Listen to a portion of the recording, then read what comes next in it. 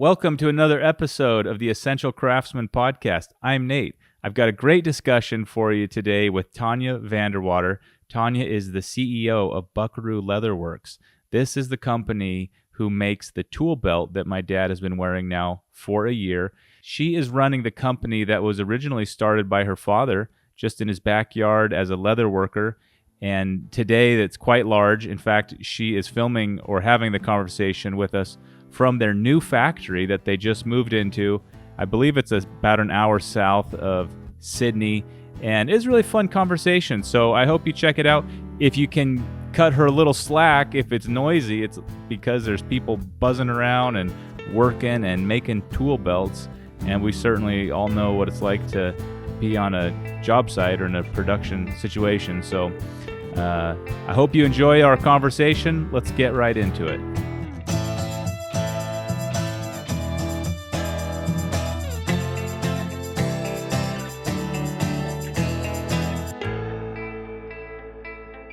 Hey, thank you for coming on the show. I know this is the middle of a work day for you, but how are you doing? Yeah, we're good. I'm very busy. Yeah. I juggle work-life balance as well as I can. It's not easy. This this COVID-19 situation has thrown, a bit of a interesting mix into things, but it's been interesting. Have you been able to, I guess, keep your employees coming in and stay open for business more or less? Yeah, we haven't stopped. We had a spike. We had a surge in sales, of which was completely unexpected. Wow. We were not prepared. We were moving from one workshop to our new factory. We anticipated a downturn and it never came. And instead, it went the complete opposite. And here we find ourselves really kind of behind the eight ball, but doing the best we can. Day shifts, night shifts. Wow. Yeah. So why don't you give... Good thing. Yeah, no doubt. Why don't you give us a little background on Buckaroo and kind of how you got to be where you are? I know this has been... There's kind of a long story to it, but maybe give us the medium version of that story. I know. Yeah, there's lots of long story versions of what we do. So, I mean, look, we're a family business, through and through. I now run the business with my husband, but I grew up in this business. It was my dad's. So, I grew up seeing him struggling as a leather worker, always trying to make ends meet. It was never an easy gig. Yeah. And he did that for a really long time. My dad started leather work in the early 70s back in South Africa. And then my parents came to Australia during apartheid. They left South Africa, chose to come to Sydney, came here with my older brother and sister, and my dad continued leather work, and I was born in Australia. Oh, wow. And so, my dad did that for a really long time. He worked from the backyard shed. The same humble beginning story, that you find with a lot of brands these days that have family business backgrounds. Backyard shed, moved to smaller premises, got a little bit bigger. But being traditional and quite old school in nature, my dad didn't really take risks, very, very hand to mouth, so to speak. Just wanted to make sure that he had enough to keep the family going. Didn't really have great ambitions like his daughter got. I don't know where I got it from. No, it was definitely from him. I'm very much like him. So I joined the business when I was 18, and that was at a time when my dad had just designed the tool belt of which we're now known for. So he kind of put it to me, why don't you join the business? And I was like, no, it's like the daggiest thing ever. There's no way. But at the time I'd met my now husband, and he sort of said, just try it. People who have family businesses, it's really great to have a family business. Just give it a go. You can connect with your dad, whatever. Yeah. So I did. And within, 6 months, I loved it. I kind of realized a dream that I sort of never knew that I had. And so my dad and I, things started very small. It was a hard slog. His design was something that was really different compared to what was on the market. We're still not the norm. We're not a traditional tool belt maker. So our ideas are something that it pushed the envelope. So he and I used to travel around to building sites And that was the only way that we could kind of get rid of some of our stock. But we used to give it away because people didn't want to buy it. because they were So like, you my would show up on a gosh. job site and Yes. We would wow. show up on building sites. And back then, this was almost 20 years ago, they didn't have the same safety restrictions like they have now. Like I could just walk on a building site. And my dad, we could just walk on a building site and just literally go up to the guys who were working and saying, hey, try a belt or whatever. But, like with all starting out stories, ours was never an easy one. And I could sell and my dad could make. And that's basically why we were a good team. And, he used to leave me on building sites for like an hour by myself. Selling and he belts. used to go to the pub. Yeah. And then he'd sort of come back like an hour later and be like, how many belts have you sold? And it was really nice because we were building on something together. Yeah. And then really, fast forward to today, my dad passed away very early 2013. So 2012, he stopped working in the business. And that was at a time where we weren't as big as what we are now. But I did say to him, look, if I'm going to do this, if I'm going to take it on and run it by myself, I really want to take those risks that you never took. And he was quite supportive of that. And, we really blew it out of the water. And then in most recent years, my husband's joined the business, which has been such a challenging but rewarding experience because now we're raising our children in this business. So yeah. for some craftsmen, when you say taking risk, are you referring to like buying big machinery or equipment to help production? Is that the types of risks that he was not excited about? Yeah, it was growth. Yeah. Growth for someone who's old school, it's very daunting because you don't want to lose what you have. Yeah. And it wasn't that my dad wasn't ambitious. It was more just that he was a craftsman dedicated to his craft, but was very comfortable doing that. And he liked being in that safe space of doing quality products that he was putting his name to. And obviously with growth, it expands out of that and then becomes a brand. And I think it was just that disconnect between maybe him and the brand. I'm not really sure, but he was always one to stick to what he knew best. And what he knew best was to use his hands and make leather goods. So I kind of came in with these big, bold ideas, you can do more, we can do this, and really kind of wanted to push that. And he was very supportive, but we were always at loggerheads. So do you, a little bit more about your dad, was he doing leather work in South Africa? Yeah. That's been his trade since he was a young guy? Yeah, so he was doing leather work from the early 70s. So he was a cost and works accountant at Samsonite for a little while. And then he wanted to get his own trade. So he started doing leather work just as a hobbyist. And he set up a small little shop doing repairs and some handmade goods, shoes, bags, belts, that sort of thing. And then he brought that trade with him to Australia. So when he came to Australia, he was, he was a qualified leather worker. And this was in the late 70s. So back then, leather work was a trade. Now it's dead trade. It doesn't exist anymore as a qualified or an official trade, I should say. Yeah. So he brought that trade with him here to Australia, and it was really welcomed because, there's always a need for quality. People like the idea of getting a custom-made item just for them. Yeah. And that's what he did for a really long time until the floodgates kind of opened from China and everything came in cheap and nasty, and that pretty much killed his business. So it was at that point he was approached by a couple of tradesmen here in Australia, and that's pretty much where the business diversified, and then the rest is history. So he had a lucky streak. He was able to turn the business from traditional to something more modern. When you say he was approached by some tradesmen, were these people who needed a product and they came to him as the leather worker and said, can you create, I'm guessing it was the belt? Yeah. So the story is it was two Maori guys from New Zealand, they're known as All Blacks. So they came into the factory and they said to my dad, we want a belt. I'm a rigger, I think one of them was, and the other one was a scaffolder. Scaffolding's the big whatever on the construction sites. And so my dad designed a belt for them. The one condition from them was they just wanted everything on it to be black. They didn't want any brown leather. It has to all be black. But my dad quite liked the idea of that. So he designed a belt. Yeah.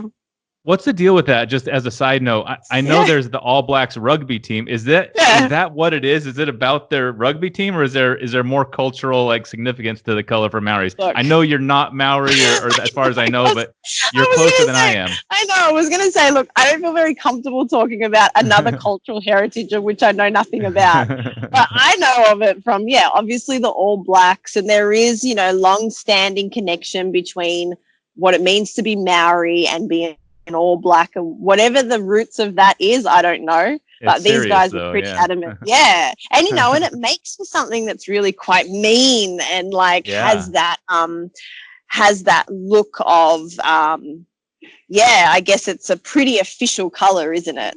Yeah, and that was sort of that was the tipping point. That's what made his belt design completely different from everything else that was on the market, because everything else was brown.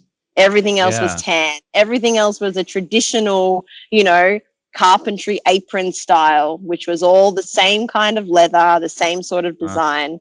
And he really blew it out of the water by designing this all black idea. But the concept of it was unique. So each of these guys got their own base belt, but they could kit up their belt, kit up their rig with different tool holders.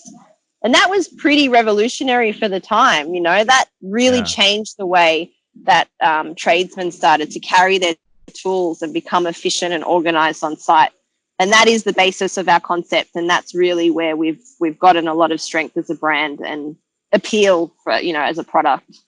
Do you remember, I don't know how old you were when your dad was kind of developing that, and maybe it's just family legend by now, but do you remember him being excited about it kind of at the time and recognizing, wow, this is pretty neat, and kind of proud of what he made? Or is it oh my gosh, I thought he was crazy. Like, I remember he literally just threw this belt at me and said, here, go and sell this. And I was like, what is this? It was like big, and it had this orange strip on it, and it was bulky, and it had felt, and it was one of those things that he was truly proud of. And it didn't matter to him that it wasn't getting the immediate interest that he felt it deserved. It was just something that he was really proud of. But what I saw in it was something that was just totally unique. I was like, this is actually cool. Like, this is something that we could really do things with, and and it was exciting to take it on site. It was exciting to go up to construction workers and say, hey, have a look at this. And they were like, oh my gosh, that's the ugliest thing or whatever. But then we'd say, but try it on, try it on, see how it feels. And we are known for having the most comfortable tool belt, because it truly is that. When you put it on, it feels like you don't even have anything on your waist. And, spoke for itself. Yeah, so, that's really neat. Let me ask you a few questions just about leather, and I know nothing about it, so these are going to be very basic. But first of all, it seems like the only leather I've even heard of is pigskin, and that's footballs around here, and cowhide. Are there other and maybe like alligator for fashion? But can cowhide simply just not be beat, or is it that it's the most abundant? And then my second question, I'm guessing that every leather color is dyed. Is that how it's made black, is just through dye? So tell me a little bit about like the types of leathers and how that works these days. Yeah. So, I mean, look, cowhide is obviously the most versatile. It comes in all different finishes and thicknesses and strengths. And, you can get it from for making fashion bags, to making clothing, to making heavy duty stuff like we do. So cow leather is one of those leathers that just has a really beautiful quality about it, where you can use it for anything, and that the durability is there. Here in Australia, there's a lot of places that use kangaroo. So the kangaroo leather is a really strong, tough leather.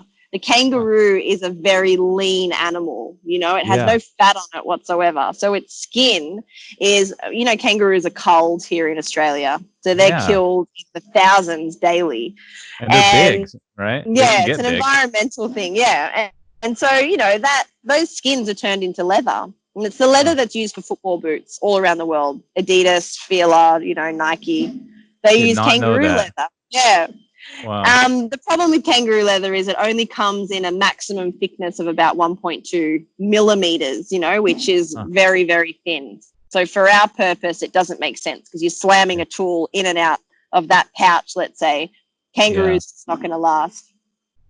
So we choose to use cowhide. It is an expensive leather, the leathers that we use. The majority of it is actually engineered for us, but it's the starting point. You know, you start with good quality material and you end up with a good quality product as long as your processes are right. So our leather's engineered. Yes, it is all dyed through. We don't really do much dyeing here in the factory. We get all of our leather. We work directly with tanneries. So we get all of our leather direct from the tanneries, exactly how we need it.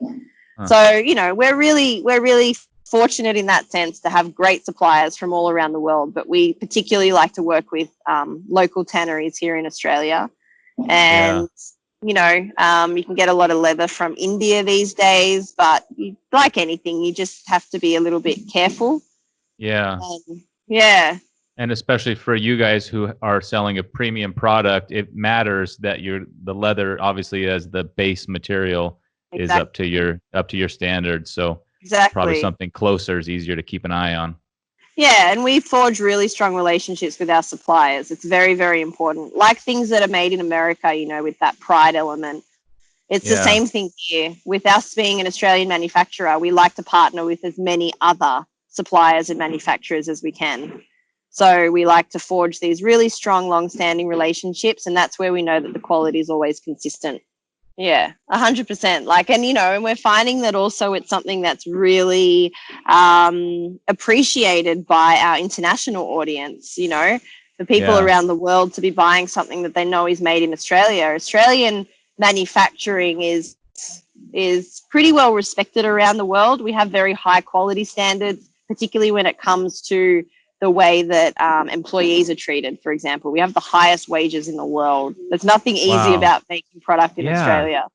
Yeah, but you know, when it was one of those things that, like, you know, my dad set up this business and just always made product here. It was never that he was an Australian manufacturer. It was just that he was a manufacturer.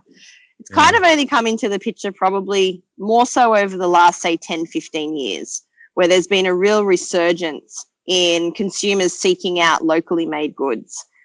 Before that, when we first entered the market, you know, the tool and hardware market, we were competing against German-made brands and American-made brands. And there was something in it where we didn't really say we were Australian-made. We kind of kept it a secret, you know, like we didn't really want to showcase it because we thought it wasn't a strength. Right. And then there was this real turning point where all of a sudden there was a lot of loyalty towards the brand, and we found that it was actually, a lot of it had to do with the fact that we were still making product in Australia and have been very open and transparent about that journey for us and what it means for us to be Australian made.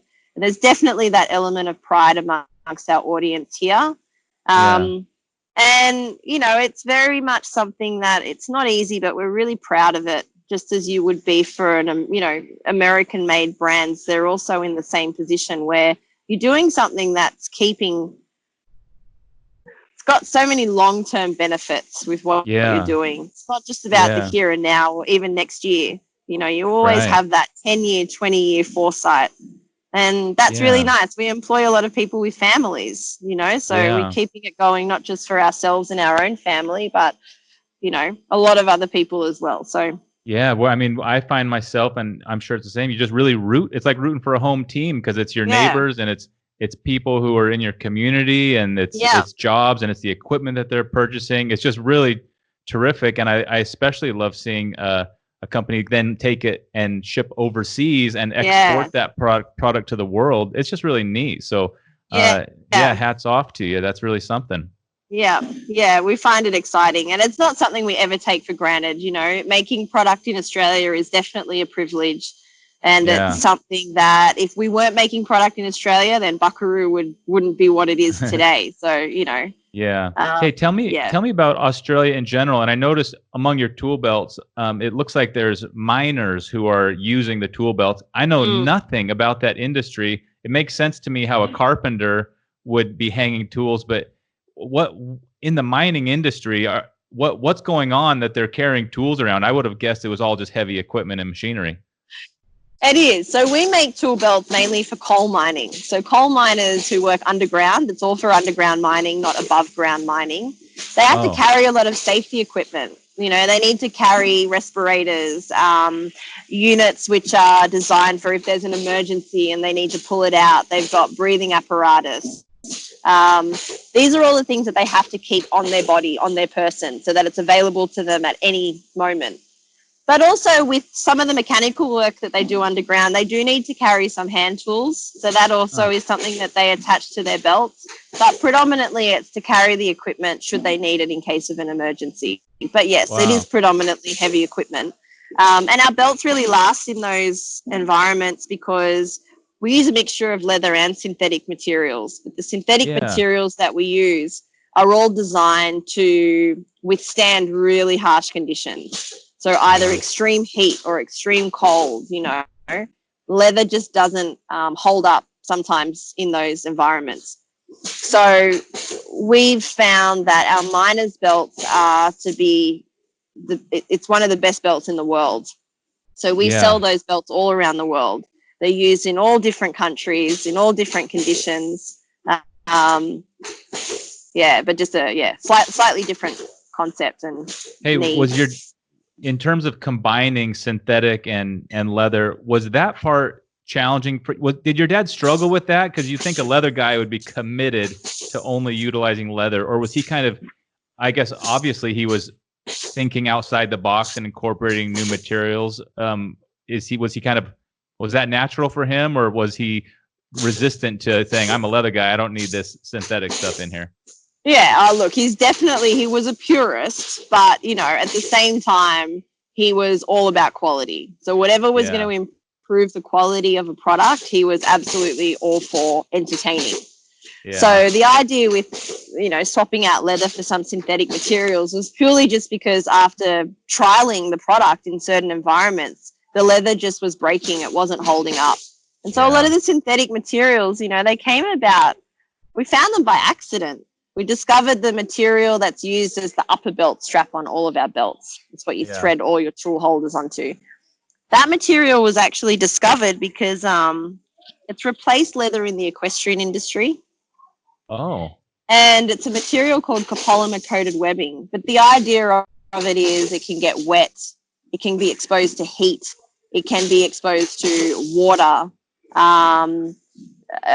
or snow. And it always retains its original form. So that was a really important part of the process as to why we decided to use it, because unlike leather, it would always go back to its original shape and condition. And it's one of the reasons why our belts do last so long. None of these synthetic materials that we've swapped leather out for are cheap. They're all very, very expensive materials, but they're designed for allowing the belts to last 10 years plus of absolutely everyday, all day use. Wow. So I think, when he saw the results of what the synthetics could offer, I think it was a no-brainer for him. Yeah. But, some things he stuck to, we'd never put synthetics on our tool holders, which we call frogs. We call them tool frogs. They're always to be made out of leather. So, there were some things that, it was never an option for us to replace leather with, but the things that we wanted to last that extra bit longer, we definitely went down that path. A couple more questions for you and I'll let you go. I don't know if you went to some type of business school or something, and if so, great. But if not, what do you attribute your natural instinct to run this business and grow it in a way that is, something your dad couldn't comfortably get on? Was it just the risk tolerance, or is there more to it? I never take for granted the opportunity that I was given to take this business on. And I never took for granted the fact that before he died, he put a lot of faith in my abilities, which were somewhat limited. I didn't go to business school. I never went to university. Everything that I've learned has been through experience, and I've learned a lot through making many mistakes, But one of the things that I feel that I did, which he wasn't really able to do, is it was never just about me. My dad worked solo for a really long time. He wasn't used to having a team around him, and he was always very stubborn, and I got that stubbornness from him when I first took over. But what I realized very quickly is that there's always someone out there who can do things better than me. And so my natural instinct has always been to create a team, because, you know, you're always stronger in numbers. And by creating a team, you know, I'm very unassuming in this business. You know, most people walk into this factory, and if they don't know me or know anything about us, they definitely do not think that I'm the owner. They definitely do not think that I'm the boss. They walk straight past me. They're looking for the man who's the boss of the whole establishment. But I think that unassuming ability is something that's actually given me a lot of confidence, because no one knows what to expect. And so when no one knows what to expect of you, it kind of gives you freedom to be and think outside of the square. And so I think that I don't know, what I was able to do that my dad wasn't really able to do was probably just see that this business was him. 100%. His identity was it, and it was him. Like, he traded as Ken Van Der Water Belts for 25 years, you know, like his name was on everything. And I think maybe by giving myself that distance between me as a person and the brand is actually how I was able to create a lot of elevation for it, you know, and for the business. And it's been really fun. My dad struggled in this business for a really long time. He didn't get to have as much fun in it as what I've been able to have. And I think with that, you know, fun is an energy that comes off and gets rubbed onto others. And I've tried to make this an experience that's not just about endurance, but it's about really enjoying what we do. And out of that, there's been a lot of cultural benefits, and we've really built the brand from the inside out. That's neat. And you know, and there's a lot of pride to be taken in that. So, but I'm very grateful for the opportunity.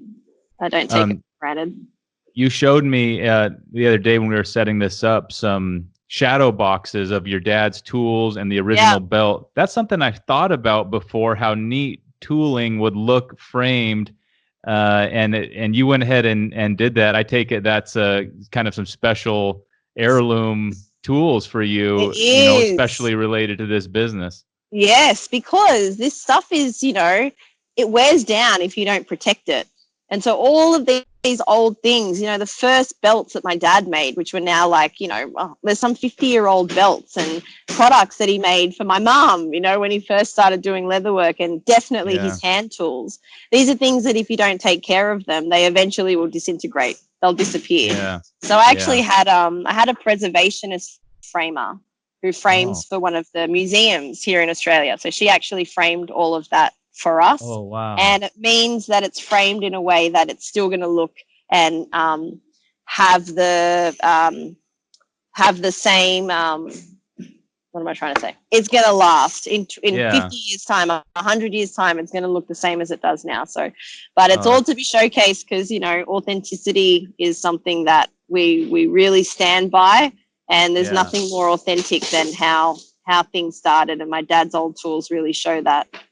Oh, that's neat. So here's my last question for you. With what you know about a tradesman starting and working with their hands and also selling things online and growing a business, do you think it's possible for, let's say, a hobby craftsman, maybe like what your dad was when he first started, to start and actually make a living and an income in this day and age online? And how would you go about it if you were, let's say you had some other side kind of thing, you know, or maybe one of your children are interested in that someday? What do you say to people who want to work with their hands and are just trying to find a way to, you know, find customers and get their products out?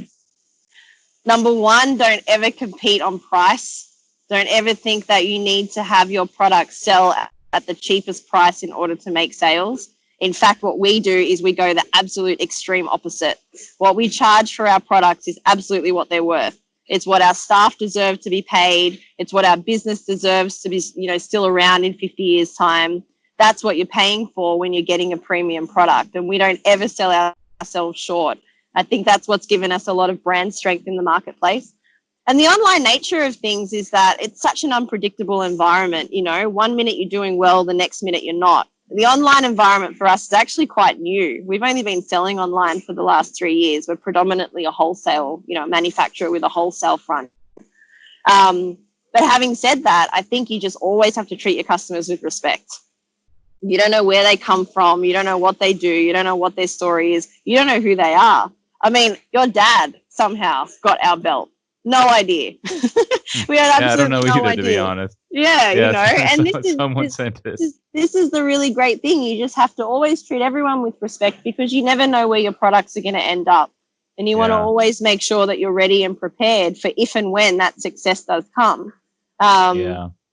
You know, and I always just think, like, for us, we will never put ourselves in a position where we'll compete with cheaply overseas made products. We're making everything with our hands. This is what we do. It's handcrafted because we've got the quality and the durability, and that is our brand. That is our name. And we don't ever skimp on that. We never look to the competition when we're doing product development. We never look outside of what we feel we do best. And there's a lot of risk that comes with that, because you never know how it will be received with your audience. But we're catering and attracting tradesmen that have the same values as what we do. So it's quite easy to find that correlation. They want quality, we want quality. They expect it to last, we want it to last. You know, so doesn't mean success is automatically going to come with it, but if and when it does, at least you've got a better chance of making it a sustainable journey.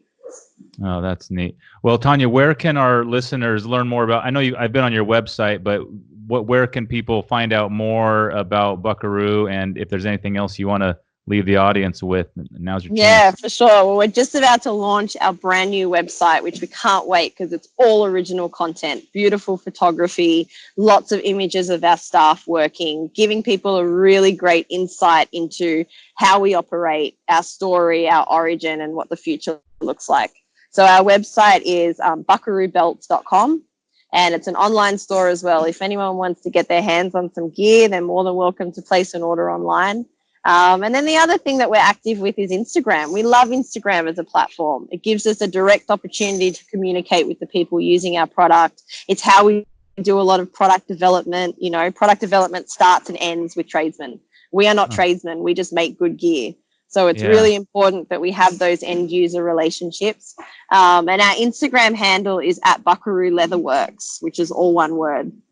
Yeah, and, great. You know, that's pretty much the best way to find up-to-date information on us and what we're doing. And I was gonna mention that for us, people ask sometimes, how do you come up with ideas for videos? And the answer is that our audience is constantly making great suggestions and ideas. Is that sort of what happens with your product development, where enough people will request, I don't know, some sort of special snips frog, and you just kind of automatically know that that's the next product to be developed? Exactly. It's almost like, you know, if it's a popular request, we know it'll be a hit. But everyone wants to design something. Everyone has ideas. Everyone wants their belt to look different to the next person. So we're never short for ideas when it comes to developing new products. And we're really fortunate that we allow the time to do it as well. We're not so time poor that we push everybody away. You know, we really value and savor those relationships that we can have with these people using our product, because that truly is how we know whether or not it's going to merit success for a product. That's fun. It's fun making new products, getting it out on site. But, you know, we heavily rely on tradesmen, because, we are just leather workers. They're the ones who have the exact experience with how their life could be improved. Well, thanks so much, Tanya, for coming on and talking to us, and best of luck to you. And as you know, and I don't know if all of our viewers know, but this is the belt that my dad's been wearing for maybe a year now. And it came in the mail from from someone else, and he's a big fan. He's got his old bags strung on it, but I guess that's kind of the point. You can string whatever bag you want on it, and he really loves it. And so we certainly give it 2 thumbs up. And thanks for taking the time. And best of luck to you. Keep growing, and pretty soon I'm sure we'll see you in Home Depot and Lowe's over here on the U.S. mainland. All right, No worries. thanks, Tanya. Thanks, Nate.